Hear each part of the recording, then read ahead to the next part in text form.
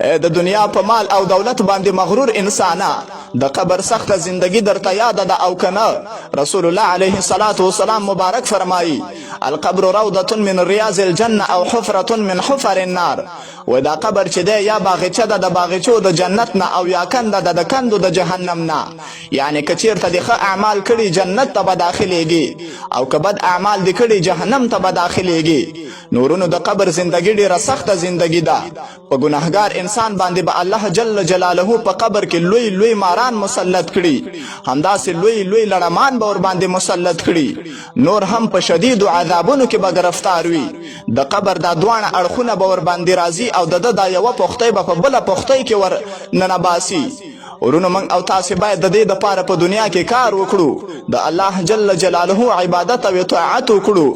او ورونو د پولیسرات مسله، د پولیسرات دغه پل به د ستنې نه تیره وي او د تار نه به نری وي او دا به د